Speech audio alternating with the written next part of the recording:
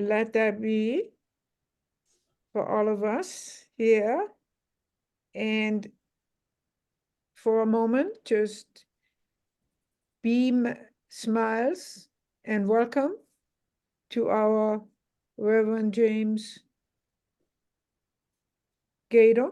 Oops, I got Marjorie's not James Geither, so I go back to the gallery. It's a safer thing. Yeah. All right, James, we're all yours. Thank you.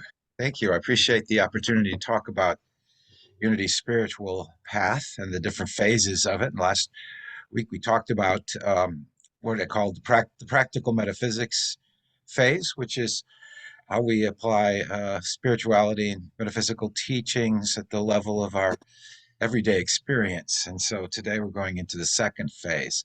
I'm going to wait till the end of the talk to do a meditation. And so we want to get right into this second phase. In a sense, the second phase is, I guess you could say, deeper. It's more inward, I want to say, than the practical metaphysics that tend to deal with our human needs to a great extent. The second phase, I'm just giving the name esoteric studies. Esoteric studies. Every religious tradition has, and every spiritual, mystical path is involved in, at some level, in some ways, in studies of what are called esoteric teachings. So, contrast, exoteric is the sort of the literal level, the ritualistic level of religion and spirituality. The esoteric means hidden or secret. Okay. The idea of esoteric teachings is not that it's to be kept a secret from the world, but it is something that is found that is, I want to say, hidden under the surface. And so, what we want to do with esoteric teachings is move a little bit more inward and into the sort of hidden excuse me, or secret teachings that may be covered, I guess you could say, in sacred texts, and also in things such as astrology and numerology, those sorts of things. Esoteric studies are a movement inward into consciousness, into the soul, into the psyche. And often this dimension of the teachings offers, in different traditions, different powers of healing or prophetic powers, powers of mind reading, and so on. We're not going to dig into all that today, but it's something that is often a characteristic of the esoteric teachings. The search for secrets, or what is hidden, includes especially discovering what is hidden within us, below our surface appearance, below our apparent personality, in the depths of our consciousness and being. So, in other words, esoteric studies are fundamentally about self-knowledge. What am I? What is my potential? Why do I think and feel and behave as I do? Is there something divine in me? And if so, what is that? Search for self-knowledge then is partly psychological and partly spiritual. The deepest sense, it's part of the search for the self, and in finding the self, finding God.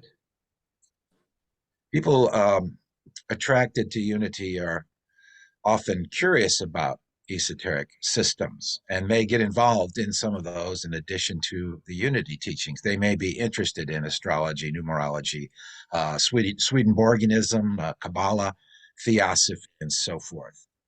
Esoterically oriented people like to explore and discover. This may be something that is true of you. They are often drawn to alternative healing methods such as energy healing, acupuncture, homeopathy, Ayurvedic medicine, Reiki, healing touch, and so on. More and more, we're finding in the modern world, people do not find intellectual, emotional, and spiritual satisfaction in the traditional religions and the exoteric side of spirituality. They want and need something more than most organized religions offer. Many esoterically oriented people also distrust the purely materialistic explanation or interpretation of reality. They believe there's a deeper spiritual dimension.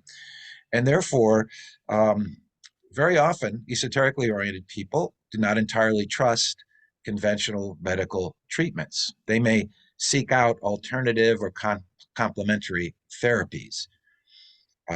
People who are esoterically oriented, or when we become esoterically oriented, because sometimes it's a process, uh, the esoterically oriented are generally people who are creative, curious, and independent minded. They like to explore possibilities.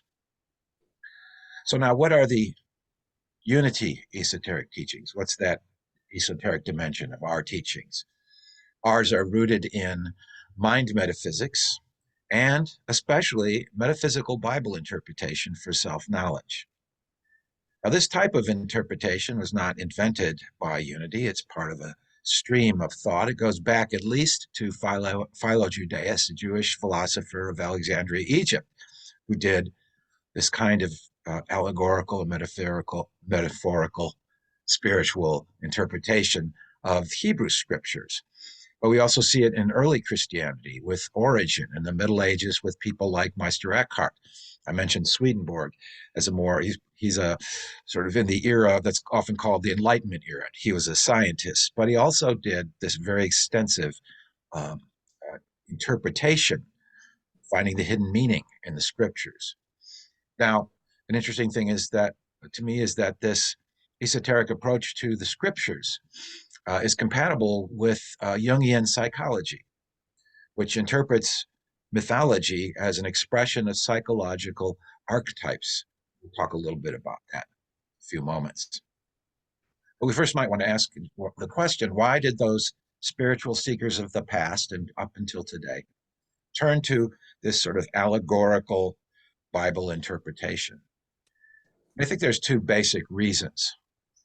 Serious and thoughtful students of the Bible recognize that it contains value. It has inspiring and powerful teachings and stories and ideas. Most of these interpreters, these esoteric interpreters, if you will, believe that the Bible is, in some sense, divinely inspired. Just exactly what that sense is not always clear, but something to the effect that those who wrote the scriptures were writing from this sort of spiritual consciousness. Now, these interpreters, the very thoughtful and serious ones, also recognize that not everything in the Bible could be literally true. They saw that the scriptures, when you read them carefully, contain contradictions and historical inaccuracies, and in a sort of modern sense, scientific inaccuracies. Right? So, for example, Origen, who lived in the second century Christian, noticed in the reading the creation story that it could not be taken literally, even from what was known about nature in his era. He noticed, for example, that plants were created on day 3 before there was a sun, which was not created until day 4. He knew that plants require sun for growth. That was something that they understood about the natural world in that era. And so we find today more and more the development of modern science that it contradicts the basic worldview of nature that we find in the Bible. It's an ancient worldview of nature that no longer makes any sense.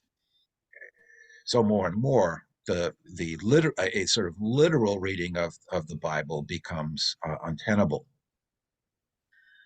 Historians also have noted, and this goes back again into some of those early eras, have noted that there are historical inaccuracies.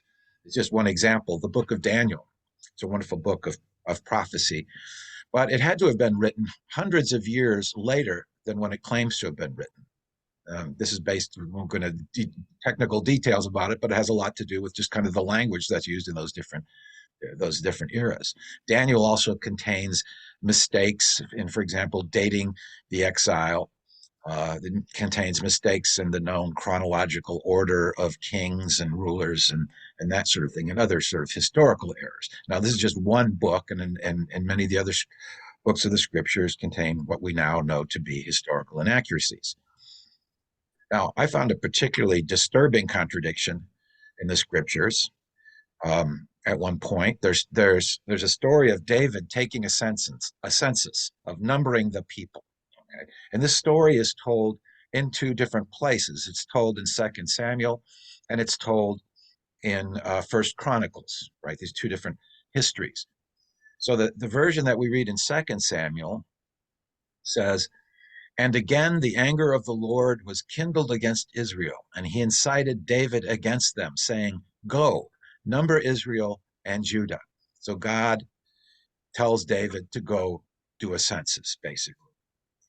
We find the same story in First Chronicles, and what it says there is that, this is a direct quote, Satan stood up against Israel and incited David to number Israel. Okay, so Second Samuel explains the census as being something that God started, but First Chronicles explains it as something that Satan started. Okay, and so there's obviously a problem with that sort of whole view. Which was it? Was it God or was it Satan that caused this? All right, so that's an example of a kind of contradiction that we find in the scriptures when we look at it only at the literal level. So to sustain what is valuable and powerful in the Bible, and to, in effect, continue the idea that it's divinely or spiritually inspired, these Bible interpreters look for hidden allegorical explanations of Bible meaning. They believe that finding the hidden treasure, the hidden esoteric meanings, would give them greater understanding of their own spiritual nature and of God. And in this, they uh, seem to have been right. How do we get at the hidden meaning? Well, we get at it to a great extent just from the meaning of different names of the characters in the Bible. Every name has a meaning, but also there's a process of reasoning about what these scriptures say. There's a process of meditating or reflecting on it. And fundamentally, it comes down to an intuitive sense of the meanings. The nature of symbols is that they tend to be ambiguous, they can have multiple meanings. And so, in order to find what it means for us as individuals, it's important to rely upon our own intuitions, what strikes us as true for ourselves in the moment. And what this means is the symbolic interpretation, because we do it intuitively. How we interpret a passage may, over time, change because we have changed, because our conditions have changed. Our intuitions may tell us something different about the symbols. Examples, we use metaphorical meanings in everyday language. And so part of this interpretation is based on different kinds of metaphors. For example, we sometimes call people stars, a star athlete or a star performer. We're not literally stars, right? We're using a metaphor. We say someone is stubborn as a mule, strong as an ox, clever as a fox. Meanings that, so we find these kinds of metaphors in the scriptures. That's part of how we interpret passages. There's also meanings of names, which is a key piece. So I'll just give one example. The name Moses. The name Moses is understood as meaning drawing out, drawing out. In his story, as an infant, Moses is drawn out of the Nile in a basket. I remember that story. And also, of course, later in his life, he draws out the Israelites from bondage in Egypt. He represents a power, a prophetic aspect that draws us out of negative conditions and into freedom. So every name in the scriptures, every character's name means something, and that meaning is a key to their story, is a key to what they represent symbolically in us. So esoteric meanings signify some possible qualities or powers or ideas within us, hidden at deeper levels of our consciousness. It's a path of self-discovery. We do this esoteric interpretation. And of course, I'm sure you're aware that Charles Fillmore developed a system of metaphysical interpretation, and it's very similar in many ways to some of the earlier earlier forms of this metaphorical interpretation, but it was sort of unique in other ways to his consciousness, as our own interpretations will be in some ways unique to our consciousness.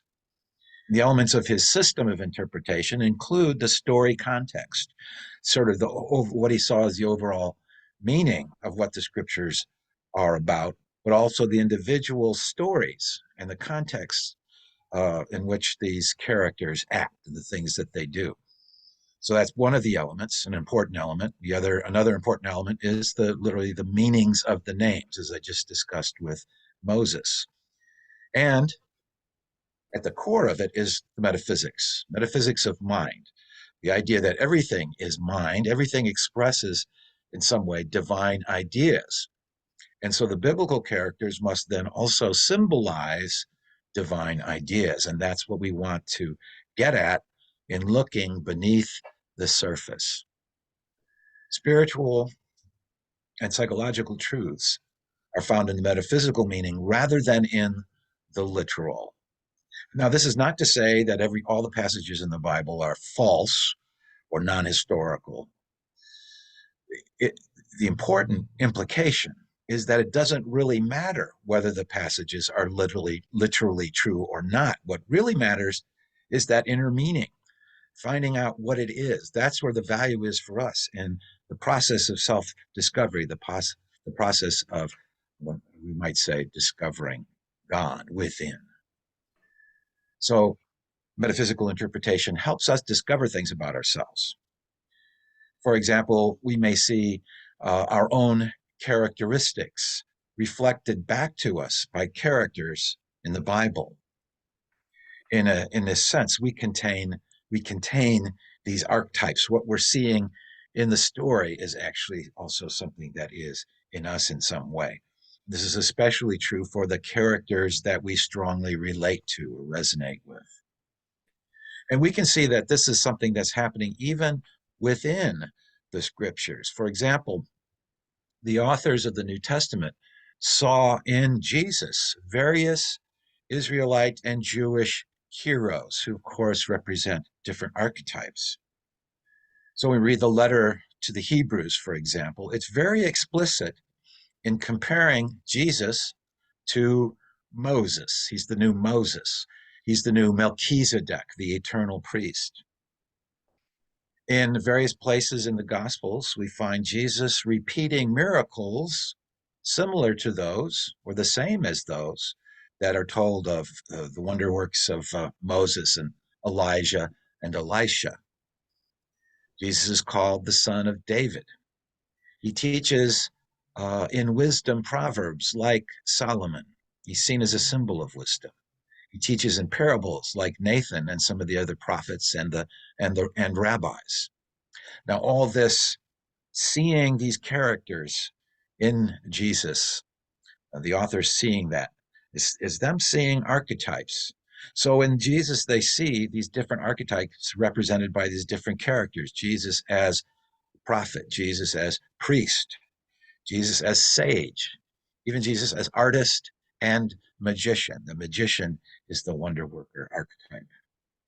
So as these authors see and reflected in Jesus these different archetypes, so we can say that this is the same for us as we read the scriptures at this hidden or secret level. In the Hebrew scriptures, you know that the name of God is Yahweh.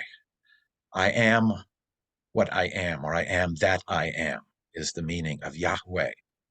And throughout the scriptures, Yahweh makes various proclamations. And by the way, if you didn't know this, when you read your Bible in English, I'm not sure what it is in French, but when you read it in English, the name I am, Yahweh, I am, is almost always has a substitution of Lord in the capital letters. So when you see Lord in capital letters, that's actually I am, the I am.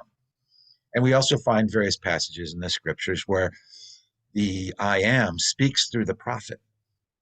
So many times it says, I am the Lord, which again is just I am the I am. And other places it says, I am with you, for example. Now, in the Gospel of John, Jesus speaks like Yahweh. Jesus is always saying in John, he's always saying, I am this and I am that. I am with you even until the end of the age. He says, I am the way, the truth, and the life, and so on. So Jesus, whose name means Yah or I am, saves, or Yah, I am, heals. In the New Testament signifies the presence or the voice, if you will, of the I am, of Yahweh. It represents the I am or the self, the divine self in each of us. The emphasis on the I am in the Gospel of John is probably why Charles Fillmore wrote an entire book just interpreting every passage from the Gospel of John. This is the book, The Mysteries of John. Fillmore understood this I am to be the divine or Christ self in everyone. And he saw the Gospel of John as revealing the character and power of the divinity in humanity, the divine in us. So, in Bible interpretation, or the Lord or the I am in the Hebrew scriptures, is this true self, this divine self within us, dealing with various ideas and states of consciousness, directing them, if you will. In the New Testament, Jesus represents this I am in us, developing our divine potential, represented by the disciples. While Yahweh and Jesus represent the divine self, the other characters in scriptures symbolize archetypal ideas that express through each of us in unique ways. Jesus can be, again, seen as an integrated combination of biblical archetypal heroes. Each one of us have these archetypes in our subconscious. Jung said in the collective unconscious is something that we inherit and that these archetypes act through us. Sometimes we are conscious of them, other times we are not. And of course, the process of this development involves becoming aware of which archetypes are especially potent in our consciousness and in our behaviors. Because when we're not conscious of them, they act out in ways. That's when we do things we don't understand. We don't understand maybe the why that we are the way we are. When we get conscious of what is acting through us, we then are empowered rather than, in effect, controlled in a sense by these unconscious archetypal energies or ideas. So we generally have positive feelings for heroic characters with whom we identify, but we are not always conscious of how their archetypes are affecting our lives and behaviors. So again, because I know myself in my own life more than I know anyone else's, I'll just use examples from my own life of three character archetypes who have had a special, I would say, power in my life or whatever. They are hidden, were hidden, and are becoming more conscious in me and affected my life in various ways. So the first character, and again, this is just as an example, was Jacob. Jacob in the book of Genesis is definitely an expression of the jester or trickster archetype. Jacob uses clever tricks to get what he wants. He, in effect, plays practical jokes. While sometimes he gets what he wants, other times he also plays the fool. He does foolish things and he's fooled by others. So being a trickster kind of cuts two ways a lot of times. Now, this particular archetype took hold in my consciousness and personality when I was a child. Even before I was in school, I found out that I could make my parents laugh by doing impressions. And it would seem to be something natural to me. So I'd make them laugh. And of course, that would reinforce my doing that. That was the trickster in me.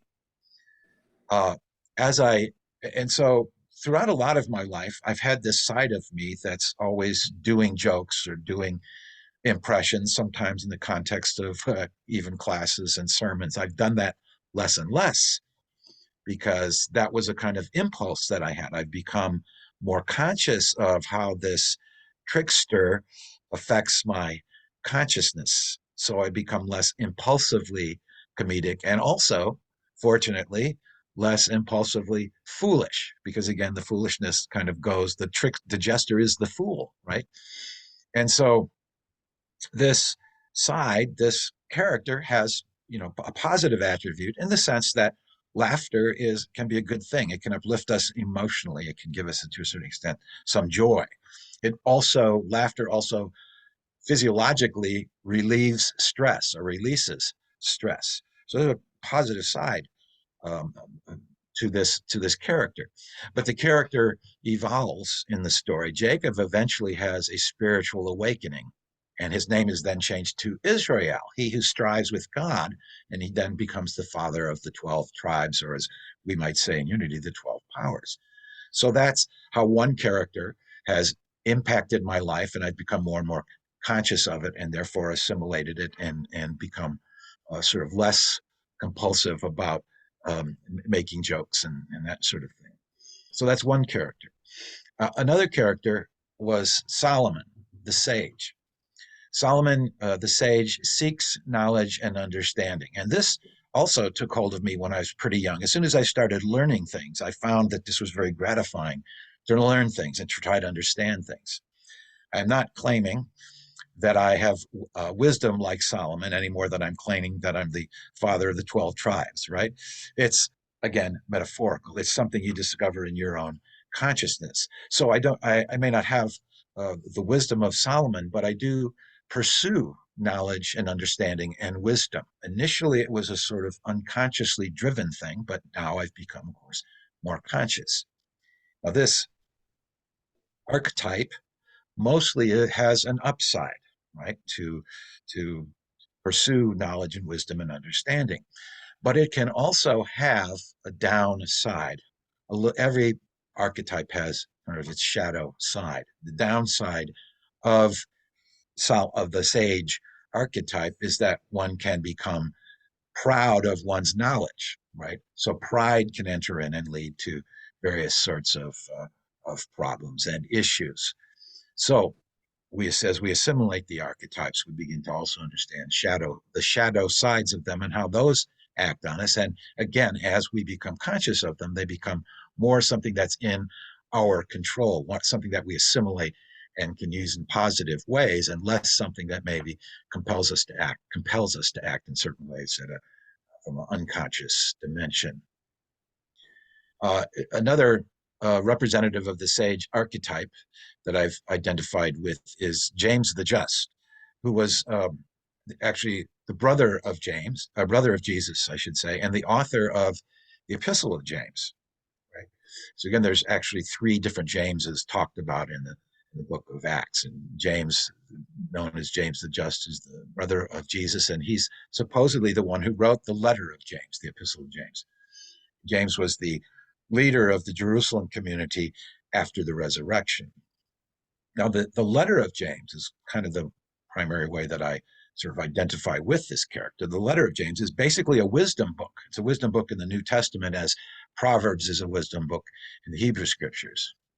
And so we read in James, towards the beginning of the letter, his sage advice, if you will. He says, "If any of you lacks wisdom, let him ask God, who gives to all generously and without reproaching, and it will be given to him." So, like Solomon, James says, ask for wisdom. And then James describes this wisdom. He says, the wisdom from above, from this higher place, the wisdom from above is first pure, then peaceable, gentle, open to reason, full of mercy and good fruits, without uncertainty or insincerity. So this is the wisdom that I strive for, or that this archetype within me strives for, to find this place of peace and gentleness and openness to reason and so on. Now, there are also feminine characters in the Bible, obviously, and they also are archetypal figures. They also represent archetypes. For example, I talked about Jacob.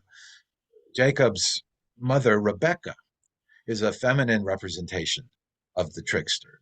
Rebecca is the one that is who favors Jacob between the two brothers, Jacob and Esau. She's the one that comes up with an idea to trick Isaac, Jacob's father, right, into giving him the father's blessing. It's a very prized thing in the ancient culture. So you know, in a way, she's where Jacob gets his trickster nature from in the story. She represents that again with its positive and also with its shadow side. Another uh, feminine representation. There's, you know, again, all of the characters represent something, but another one that's that I to some degree relate to is Esther. Now, Esther represents the feminine sage, the archetype, the feminine form, and also, or also possibly the caretaker archetype, which is another archetype, Jungian archetype. Now, Esther finds a way to save her people from her family, her tribe, from persecution and death. Okay, and the story takes place in Persia. They're living in Persia with other members of her family. She finds a way to save them.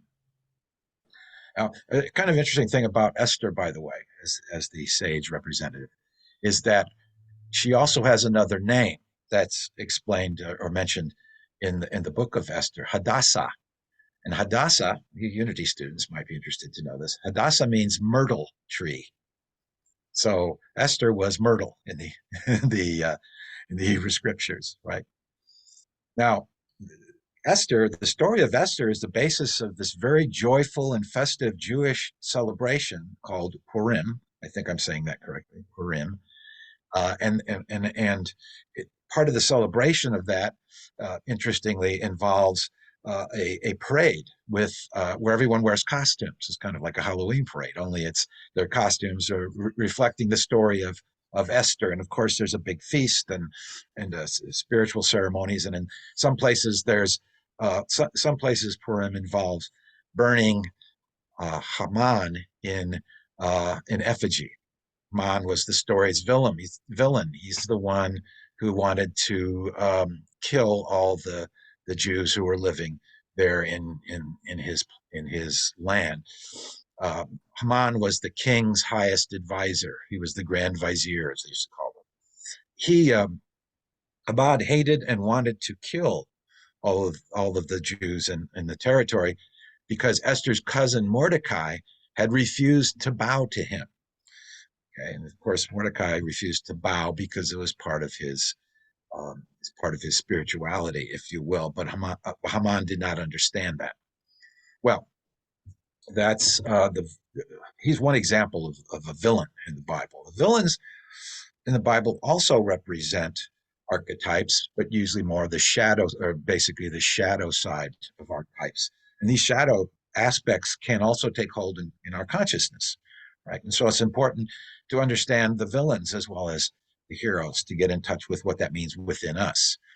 Because just as there are tyrants in various stories in the Bible, there have been tyrants throughout history, people who have been taken over by this shadow side. And we see this even up into our own times.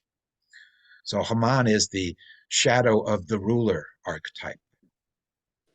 Our, say, emotional or intuitive responses to villains can reveal what kinds of people push our buttons, the kinds of people we tend to automatically dislike or judge, have trouble understanding, have trouble loving, have trouble forgiving.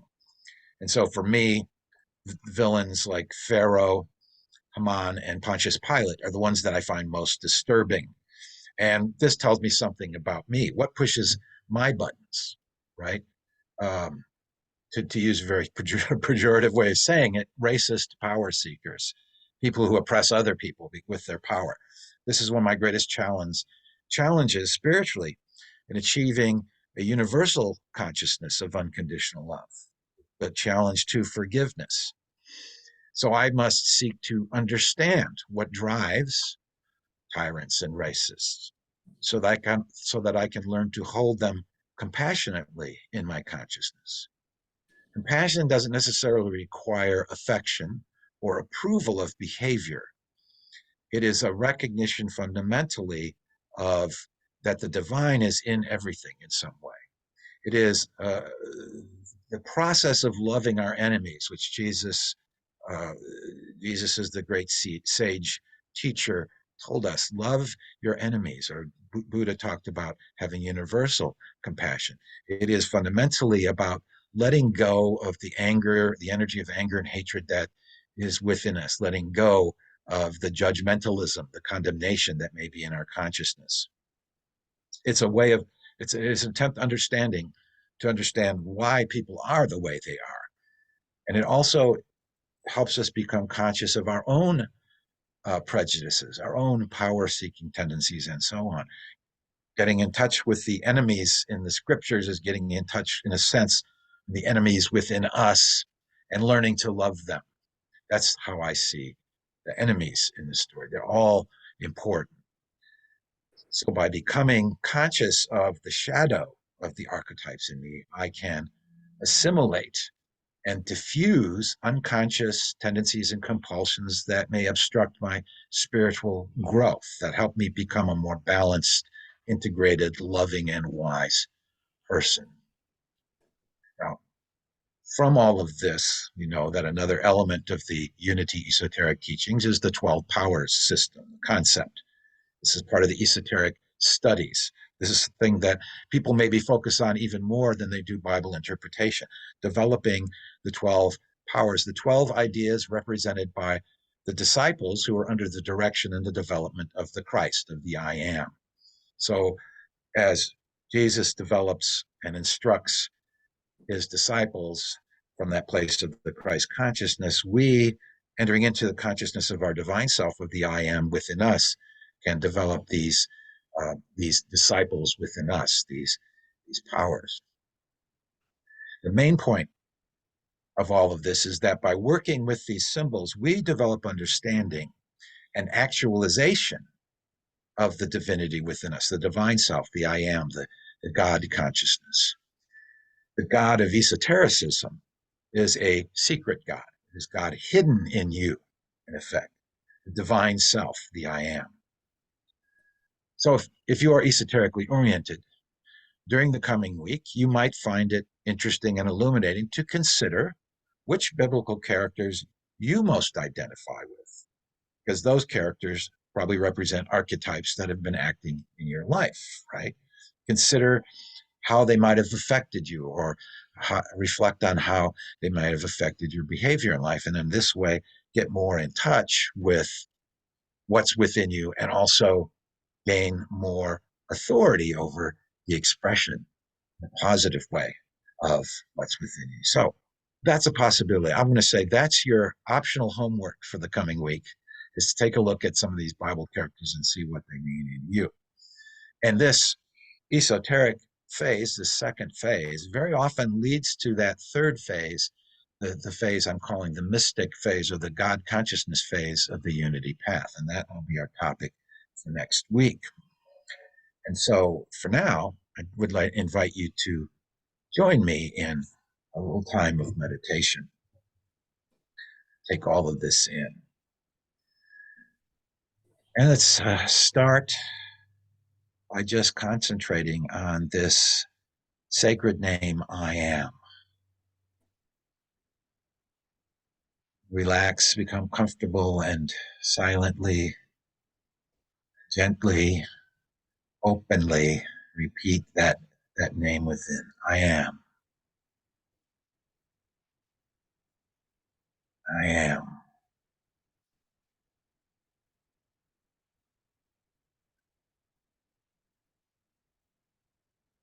And as we focus on that name, I am,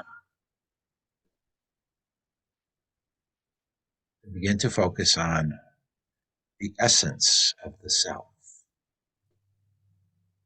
than the I am this or the I am that, the pure self. I am, that attaches to and directs possibilities for being, for knowing, for expressing. I am.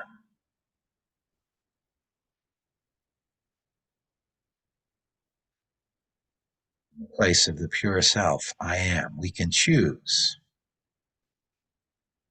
which ideas to develop assimilate and express. I am.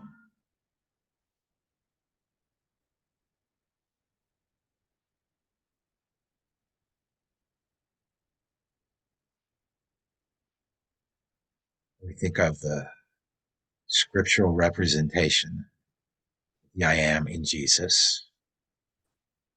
No, there were three disciples, three ideas, three powers seem to have been always with him more than the others. So these powers are within us. We can focus on these divine ideas within us. There's Peter, James, and John.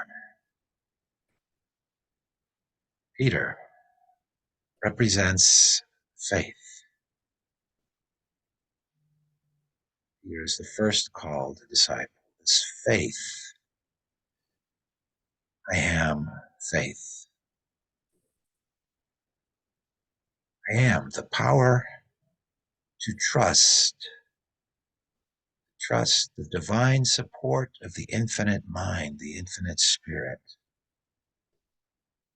Trust that I am an instrument of that spirit, that I am here for a purpose. I am faith.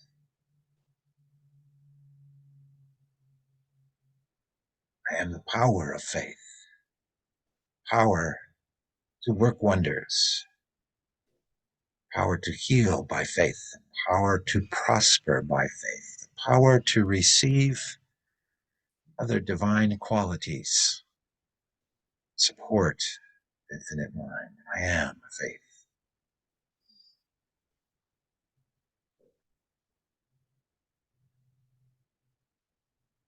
As the disciple John. Peter means rock, the rock of faith. John means the grace of the I am, the love of I am. I am love.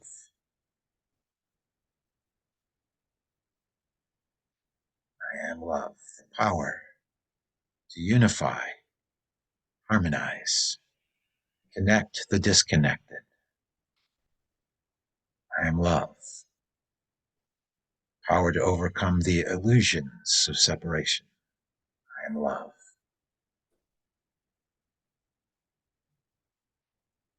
This faith is power to work wonders, the power to work healing. Love connects us with others. Faith and love give us the power to have a healing influence on others because we connect with them from this consciousness of the rock of faith. I am love. I am.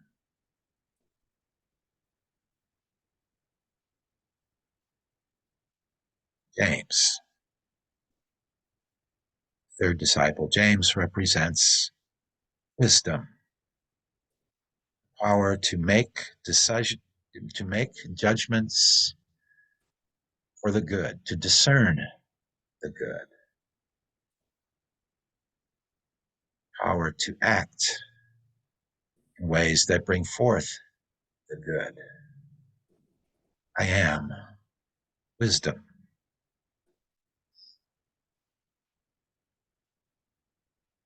Wisdom helps guide us in using other powers, the power of faith, the power of love, bring balance and integrity in our lives and in our world.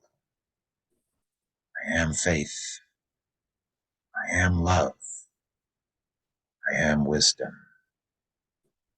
I invite you for a few more moments to simply, silently accept these truths that are within you. I am faith. I am love. I am wisdom. In the silence.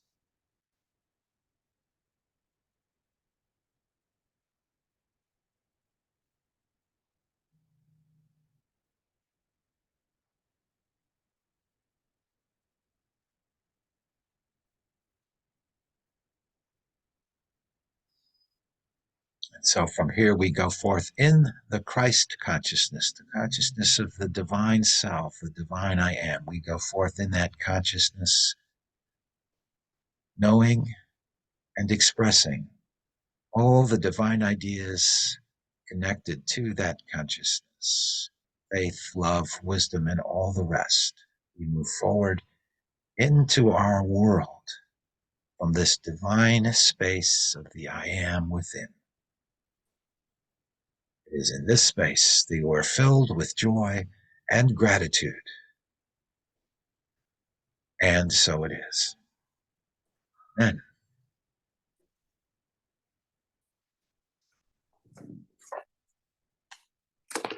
Well, see you again next week. That's right. I'm stopping.